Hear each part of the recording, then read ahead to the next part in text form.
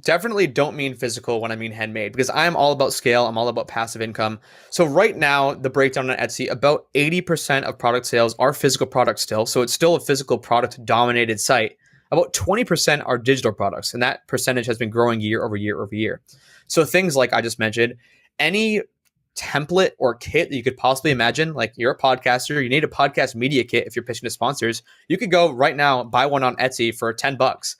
And if that person is showing up on the first page of search results, there's what, like 2 million podcasts now, and let's say 100 of those people buy their thing for $10, that's $1,000. It's like Right. it's the scale that you can have with these digital products is just infinite. So yeah, things like any type of template that I know you have a lot of business owners and people who are already like online in your audience. Anything B2B like that is a great place to start. You can create it for free on Canva, share the Canva link via Etsy with someone who's buying it, sell it for $10, try to sell it to as many people as possible. Then there's also like the more, I guess, fun side of Etsy, not the business owner. So B2C, where you're selling like invitations, planners, calendars, games, cards for different events. Like there's a whole world of other printables out there. You'd like little gift tags for stuff. Like those are really big around certain holidays. I mean, I could probably rattle off a list of like 100 plus, but I have a list I could just give to your audience too if they want printable ideas that we can Cool. load up in the show notes or whatever. Yeah. We'll link up to that for sure. Okay. So I don't just rattle off 100. And I'm sure, like on the Amazon side, right? Like we usually focus on physical products. You could just browse on Amazon to get some ideas. So you can go browse on Etsy, I'm sure, and get ideas, different categories, and see like just what is out there and what people are doing, right? Absolutely. Actually, a good analogy I'd like to make, and you have the perfect background for this for those who are watching on video, not just audio.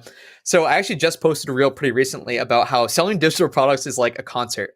So if you were to take one of those guitars off the back wall, Doug, and just start playing for one person or for 10,000 people, it wouldn't be any different on your end. Like you're just playing the song, whatever. Like it's as many people as you can possibly get to listen to it are the people listening to it, and it's no extra effort on your end.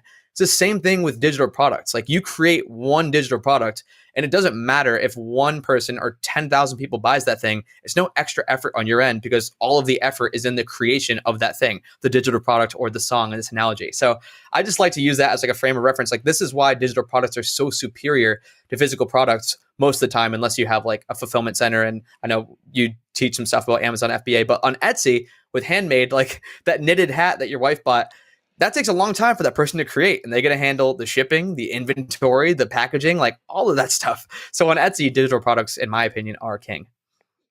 Hey, what's going on? If you enjoyed that, click here for the full unedited episode, and don't forget to hit subscribe.